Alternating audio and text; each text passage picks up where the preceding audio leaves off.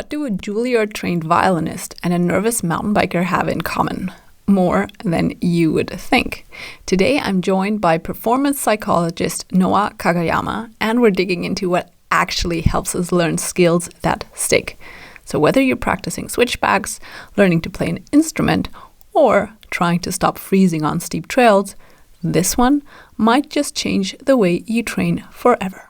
With me in the studio is Noa, and I feel beyond excited that you are here because I have been listening to podcasts and reading every single newsletter for over 5 years now. And that's why I feel truly honored that you're here with me, Noa. Thank you so much for taking the time. Yeah, my pleasure. Thanks for having me. So why am I here with Noa? Because Noa actually has a very different background. He's a performance psychologist.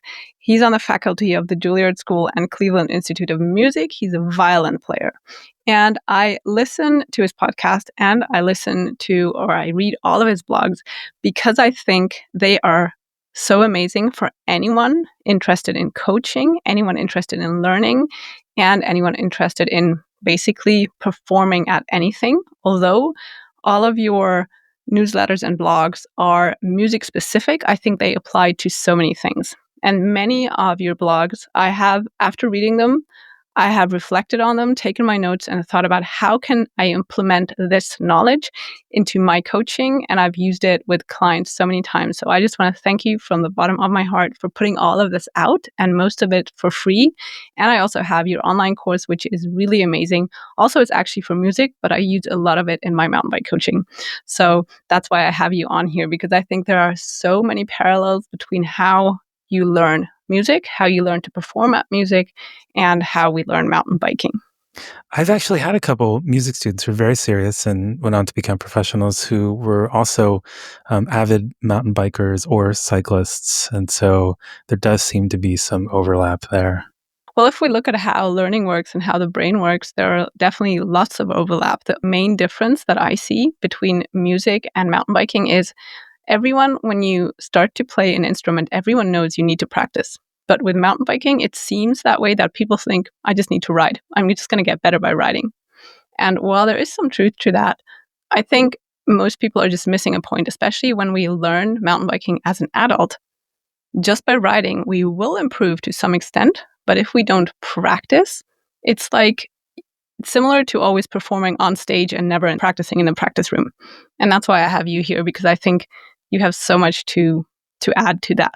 So what are, in your eyes, because I read a blog article about this, and I'd like to talk about the difference between performance and learning. So the two obviously have some overlap there, but I'm always reminded of a diving coach, Jeff Huber, who coached a few Olympic teams here in the U.S. and was well-regarded diving coach internationally for many, many years, and now is director of education for USA Diving, and he has a doctorate degree in educational psychology. And so he really understands diving and learning from all these different perspectives. And one thing that he said he often told his athletes is that he had two goals for them. One was to help them learn how to dive better, and then the other was to help them learn how to dive better in competition. And, explaining that the two were similar, but also required unique and distinct methods of preparation to excel in both. And I think we all have some experience with this, whether in sport or music, because anytime we go to school, we're tested on things. I think we often have had moments where we thought we knew something and we had studied it, or we thought we studied it in advance, and then we go to the test and suddenly we don't seem to be able to recall the things that we know we tried to put into our brain at some point or another. And so I guess the simplest way of articulating the difference between the two is learning is our ability to be able to eventually do a skill. I was going to say perform, but that can be a little misleading, right? To be able to do a skill. And performance is more our ability to be able to retrieve that skill and execute that skill the very first time, ideally under some pressure as well. And what are the main distinctions in practicing for the two? How would you practice for the one and the other? Yeah, and so this is where there are a variety of different approaches or kinds of practice. I think when we're little or when we're new to something and we haven't really gotten too deeply into a skill, we generally just do the skill over and over and over, and we intuit different ways of improving the skill without really having a conscious understanding of what we're really doing. And there are times where that kind of implicit learning can actually be quite useful and quite helpful for performance and for learning. But at some point, usually we reach some plateau or some level at which we don't tend to get much better beyond that unless we actually start breaking the skill down and testing it and refining it and doing different things that enable us to reach a higher level. And so a classic way of practicing that we tend to approach is called blocked practice. And this is where and I'm not going to be able to speak to this in mountain biking terms, so you'll have to jump in and fill in some of these gaps. But, this is where, I guess, to use a musical example, you would just play a phrase over and over and over until it sounds better. And then we feel pretty good about it. And then we move on to the next thing that doesn't sound very good. And we do that a bunch of times until it sounds better. And then we feel good and we move on. And then the next day, of course, when we start practicing again, when we revisit that phrase or whatever we worked on the day before, a lot of times there's a tiny bit of improvement, but we don't sound nearly as good as we did at the end of the previous day's practice. And so we tend to assume that, oh, I guess practicing just means, 5 steps forward, 4 steps back every day. And I guess there's still that one step that's, incrementally better from day to day, but it can be discouraging and demoralizing. And especially if then we have to perform that skill, it feels kind of like a crapshoot. Like is it going to work? Is it not going to work? Like I know it worked in the dressing room, 10 minutes ago, but now I've been sitting around for 10 minutes. Is it still going to work? And, it worked yesterday, but then the day before it didn't, so it can feel very uncertain, and then our confidence can suffer certainly as a result of that. And I remember being frustrated for decades, just not really understanding where these skills were that I knew I was capable of, but didn't seem to be able to retrieve when I needed to. And so another kind of practice is oriented around retrieval.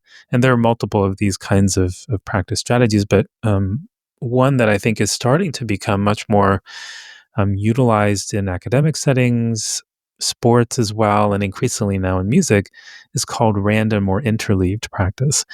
And so one of the things that often happens in music is, let's say that you have a difficult passage that you're struggling with, and you can get it on the second or third try, but not consistently on the first try. And so a teacher will often say, well, just leave your flute or your violin or whatever out, not in the case, just leave it out so it's easy to get to. And then, randomly throughout the day as you pass it to go grab some water or go to the bathroom, just pick it up, try to play that one passage just once and see if you can nail it. And that's actually what's called distributed practice, just spreading out retrieval of a particular skill over time. And that's a perfectly helpful and valid way to try to do this. The problem, of course, is it's very inconvenient, because if you have more than one tricky passage, well, then what are you going to do? Like you have to pass by your instrument multiple times a day, and spreading it out over time is also difficult. And I imagine for mountain biking, like you can't just sit around for an hour and then go back to it again and then sit around. And so for that reason, a lot of people don't tend to do that because it doesn't fit into our day very effectively. So with random or interleaf practice, what they found is that you can actually accelerate the forgetting process by utilizing what's called contextual interference, which is where you basically do other things that are similar but different, which makes you start forgetting what it is that you're doing. And we all know this. We just tend not to think of it in the context of motor learning.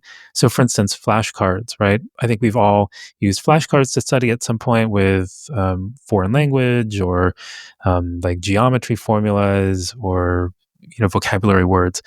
And when we use flashcards, let's say that you have 20 flashcards, you're not going to spend a minute just looking at the flashcard over and over and over, even if you know it already, and then put it aside and say, all right, now the second flashcard, now the third, the 10th, the 20th. Okay, now I'm done. Right? Because the reason why we use flashcards is so that we can keep flipping through the stack over and over and over to quiz ourselves on our ability to retrieve something. And if we can retrieve it pretty easily, the idea is to then space things out so that you have to wait longer before you have to practice retrieval again. Whereas if you really keep forgetting the same word over and over, you don't want to wait 15 cards before you see it again. You want to see it like in 2 cards or 3 cards perhaps. And this is constantly changing and adjusting based on how easily we're able to retrieve things. But that effortful retrieval is actually where the long-term retention takes place. So with music or some other sports skill, for instance, the idea is, instead of doing the same thing over and over until it sounds better, give yourself either a fixed number of repetitions or a fixed amount of time that isn't quite enough, perhaps, to get to the level that you know you're capable of or that you want to go to, but then move on to other skills. So instead of, for instance, I'm going to use a music example. If you're working on three different pieces or three different movements, instead of spending 15 minutes on piece A, 15 on B, and 15 on C, and then you're done with your 45-minute practice session, if you think about in those 15 minutes, you've only really practiced getting things right the first time a few times or like for a couple minutes worth of that. The rest of it was just practicing making adjustments. Sometimes, these making adjustments can be useful. We can learn from that. So in the early stages of a brand new skill, for instance, that might be perfectly fine. But if the goal isn't to learn it, but to be able to perform it, then we have to start essentially quizzing or testing ourselves and our ability to retrieve these skills the first time more frequently. And so this is where instead of 15 minutes on A, maybe 2 minutes on A, or 1 minute on A, or 5 minutes, or 6 minutes on piece A. And then you may not even finish solving all the problems. You might be in the middle of something, but timer goes off or the number of repetitions is up. All right, move on to the next thing. Then you go to B for maybe a few minutes and then C for a few minutes. And so while you're working on B and while you're working on C, that's actually accelerating the forgetting process for piece A. And so by the time you go back to A again, 5, 10, 15 minutes later, your brain has to work a lot harder to try to remember exactly how you were doing what you were doing in excerpt A or in piece A. And so that's where, again, this long-term retention actually takes place. The problem, of course, with this, it's a pain in the butt because you have to set timers or fix number of repetitions. And you have to write notes yourself as far as what was I doing? What was I trying? And then you go back to it. And maybe the thing that's more of a pain is that when you go back to that skill again, you struggle a bit. And so with interleaved or random practice, it feels like you're not actually improving as rapidly because you're not. However, the amount of skill that's retained a day, a week, a month later is actually greater. So we just don't realize that we're actually learning more effectively because the improvement in the moment is not as rapid or not as great. Mhm. That is super interesting. And also, what I love about that is you'll say a day, a week, a month. So, this is what I was saying in the beginning with music. Everyone knows you need to keep revisiting these skills deliberately, and you need to aim and struggle with them and make corrections. And with mountain biking, the weird thing is that most mountain bike courses and clinics, they're single day clinics. So, you'll have a 3-hour drop course, and that's it. And of course, you will make some progress in that time. Definitely, because you'll start to understand a lot of things. But if there's no ongoing practice and then you just try to perform after that, the progress is really limited. And that's exactly why, just like you, I have an online coaching platform because that's where this can take place. And that's also, it's super interesting that you said that because I will have blocks where I will then say, practice this, and then come back to that again. So it's exactly this revisiting those fundamental moves. And with mountain biking, just as you said, you would also separate the entire thing into chunks and then keep revisiting those fundamental moves. And you actually never finished learning those fundamental moves. You'll always come revisiting to those. And actually, the more I look at it, the more important the fundamentals become, the more advanced you become, which is also something that a lot of people, I think, don't think about. They will say, oh, body positioning, braking, I don't need to revisit that. But actually you do, because the faster you go, the more you then need these skills. And it's super interesting the way you describe that and how this really, again, relates to mountain biking. I like the idea. That, yeah, because you hear that often in other sports as well, like how important the fundamentals are and how easy it is to think you've moved beyond that. But I can't think of a sport off the top of my head where people say, oh yeah, once you get the fundamentals down at some point, you don't need them. So it's good to hear that that's universal for mountain biking as well. I would say it's definitely universal for all the sports that I've worked on myself, and also the other coaches that I am in exchange with, they will say exactly the same. Have you experienced, or do you have experience generally in the difference between learning as a kid and learning as an adult? Because that's a super interesting topic in my opinion. So it would be interesting for me to try to learn a new instrument as an adult. So the only things that I've tried learning as an adult are not so similar to music. I picked up Brazilian Jiu-Jitsu, I don't know, maybe 8 years ago or something like that. And I don't know what it would have been like for me to learn that as a kid, but I imagine it would have been easier. Like I wasn't very good, or I'm not very good. Like it takes a lot of thinking for me to try to grasp something, and that might also just be my style. Like I might tend to think a little bit too much, and so that often means that I'm slower to react to things, and I overthink things, and so forth. And my understanding is that that is perhaps not just me, but something that often happens when we're older as well. We tend to be a little bit more cerebral in our approach to learning skills instead of just intuiting our way to skills and allowing it to be messy and so forth. Yeah, definitely. So one thing that I actually read in a neuroscience paper the other day, that is when children learn motor patterns, it doesn't go through their prefrontal cortex because it's not that turned on yet. So they don't need to think about it.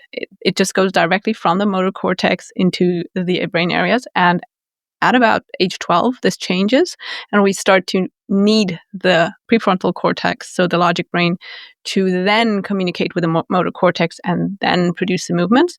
So that's actually one of the main differences. And if you think about it, like if you explain things to children, they will get super confused. But if you just show it to them, they will do it. And the same happens with adults, or the opposite, actually, that when you show something to an adult, they're like, wait, well, what did you do? Then you explain, it's like, that makes sense. Okay. And then they can try to reproduce it. And I think that's and also in mountain biking, it's a huge problem that a lot of the mountain bike coaches, they learned the sport as a kid. So they don't even know what they're doing. They will just be able to do the most complex things. They will show it, and they don't even know how hard it is to learn something as an adult. And I specialize on adult. I just teach adults, and most of my clients are aged actually 50 plus. And I have clients learning mountain biking at age 84, which is amazing. Oh, wow. And catering to that, and also how our brain changes, and noticing, just as you said, that overthinking is a part that has to come in stage one of learning, where you're just trying to figure out everything, and that's normal. And then it takes time and practice in order to be able to perform the skills out on the trails. I think that alone can help us from getting frustrated in the beginning when it doesn't work out straight away. Yeah. And I think that's an important part to also know, just as you said, that it can feel like we're getting worse before we get better. Right. Yeah. Practicing really should be a lot messier than I think we like it to be. Mm-hmm. I don't know if this is a function of age also, but I tend to like things to be neat and tidy. And so it'd be nice if practice was neat and tidy, but oftentimes the most effective practice isn't actually so neat and tidy. Mm-hmm. Could you elaborate a little bit more on that? Like, why do you want it to be messy, and how would that look? So, for instance, we didn't get to talk about variable practice yet, but variable practice is where actually, there's a viola professor at Juilliard. His name is Toby Apple, and he says that he doesn't practice what he's going to do on stage so much as he practices all the things that he might do on stage. And so, this is, I think, a very eloquent way of describing what variable practice is, because the goal isn't to go on stage and do the exact thing that you did in the practice room, because the acoustics are different and the people that you're playing with are going to be different things, and you might need to play slightly differently in that moment based on what's happening around you and based on what the demands of the acoustics are, in order to be able to make it sound the way that you want it to sound.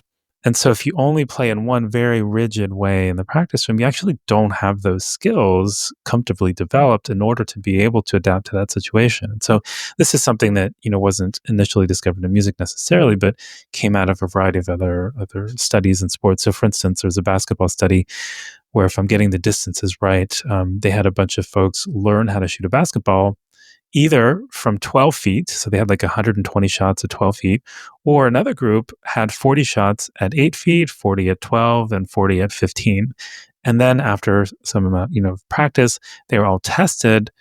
And when they were tested at 12 feet, the group that shot only at 12 feet shot worse than the group that shot at 8, 12, and 15.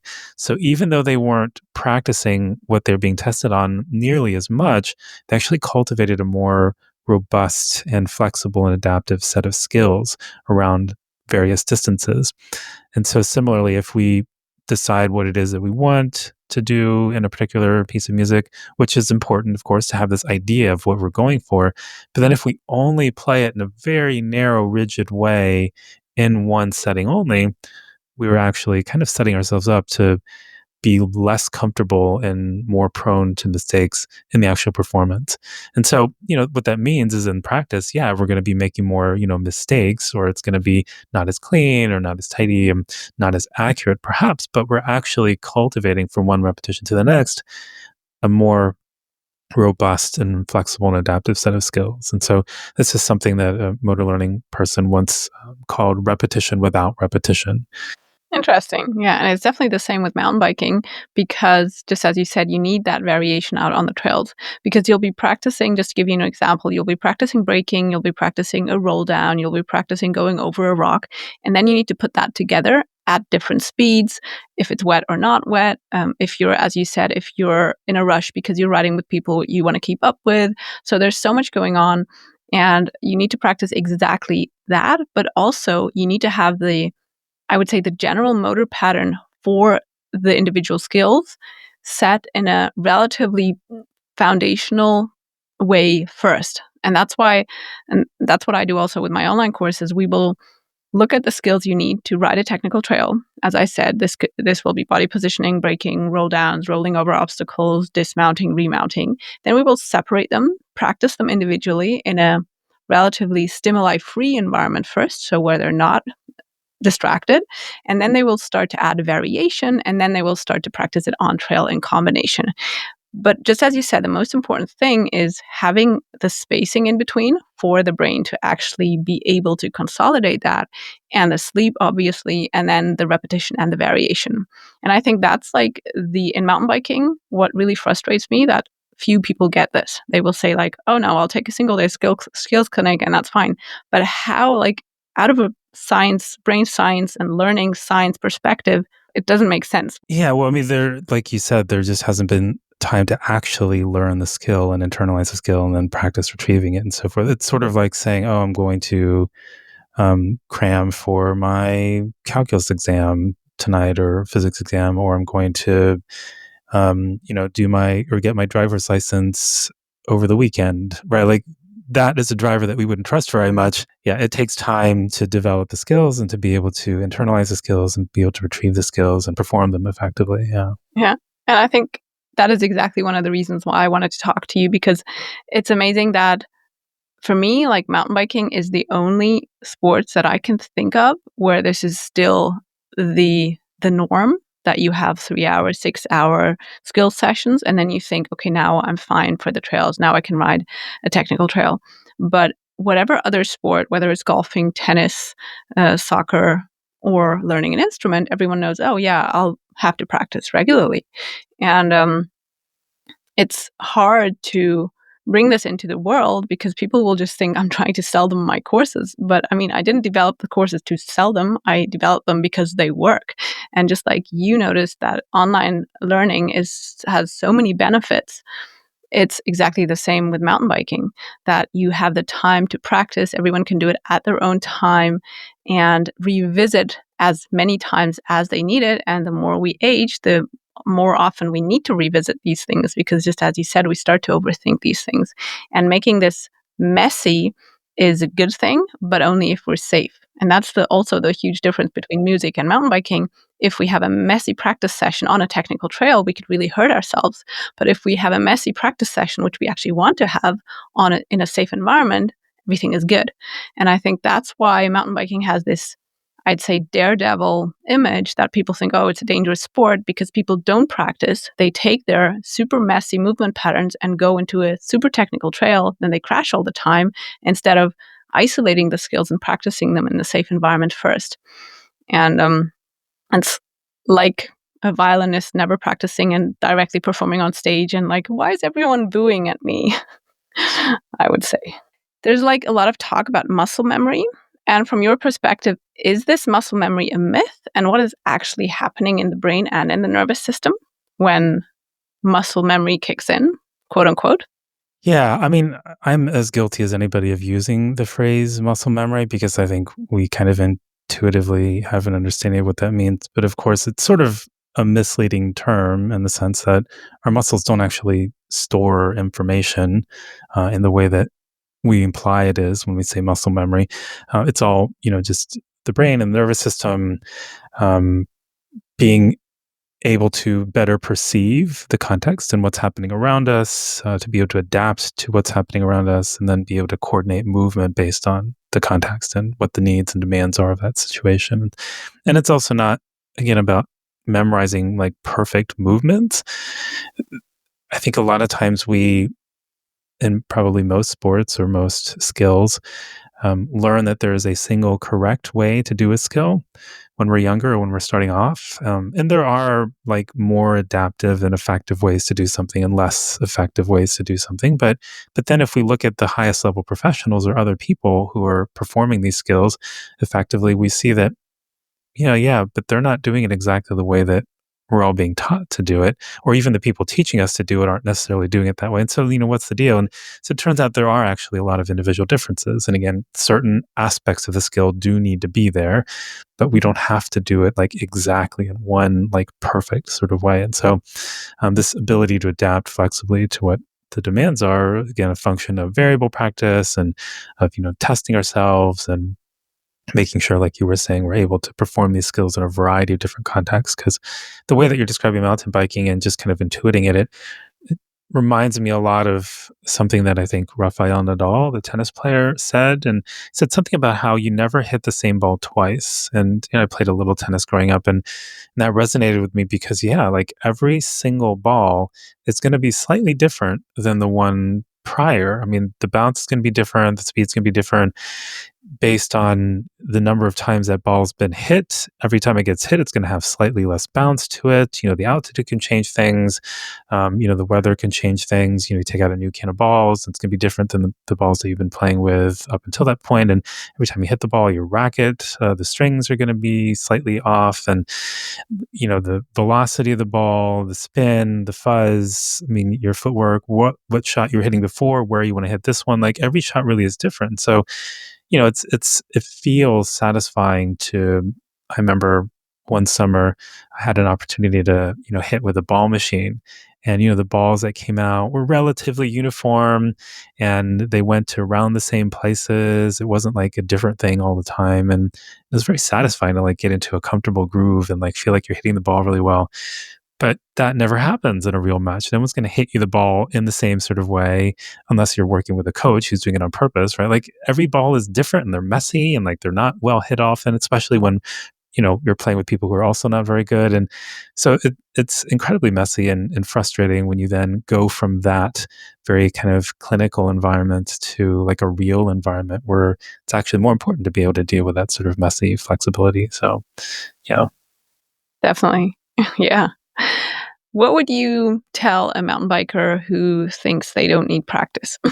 Just to me, it would be a missed opportunity, because I would imagine that mountain biking is more fun when you have confidence in your skills and the ability to deal with challenging situations.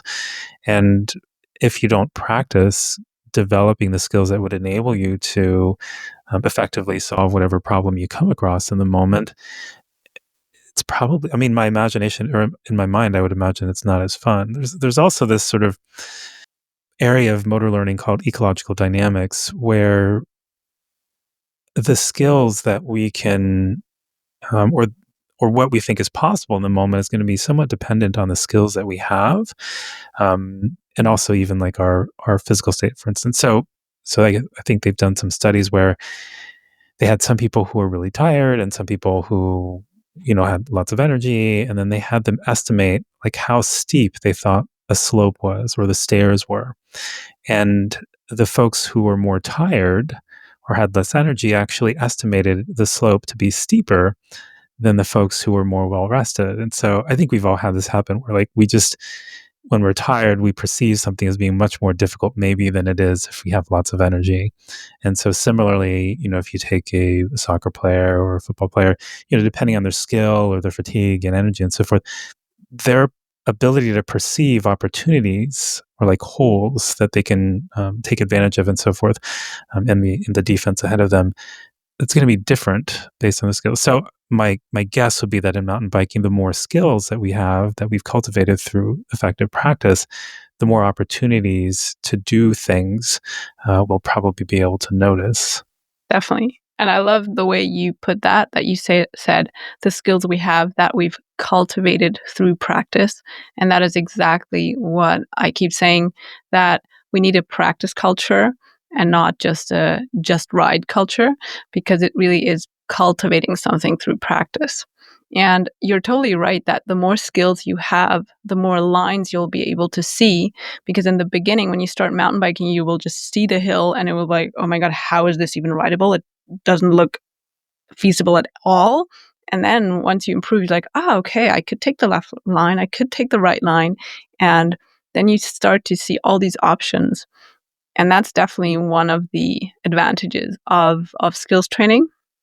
And of course, also, just as you said, the fear factor for many riders, especially older riders and especially women, we get fearful much earlier than men because also, just as you said, the more opportunities your body has to save something, the more courageous you'll be. So this is not only not having slept well, but also as women don't tend to have less strength, they will get fearful earlier than men because obviously they know if I crash, I won't be able to get out of this safely. So sometimes men will muscle through some sections with mountain biking. And I think this is probably something that in music is not possible. But with mountain biking, we do notice that men will ride harder sections earlier, perform, let's say, more amazing stunts earlier, and they will always outperform women to some extent because they just have much more strength. And we women tend to get fearful earlier, and that's definitely something with skills training. Just as you said, the more skills you have, the less fear you will feel, and the more possibilities you'll have on the trail, and the more fun you will have. I agree to that 100%. So even though you're not a mountain biker, you definitely put that in beautiful words. Sure. This might have come up already a little bit, but what I find fascinating, and I wish I would have understood better when I was much younger, is it turns out we are not very good at knowing if the things that we're doing right now are leading to effective long-term learning or not. There's a bunch of research around what's called judgment of learning. And it turns out when we estimate how much of our practice that we're doing right now is going to lead to learning, oftentimes we're quite mistaken.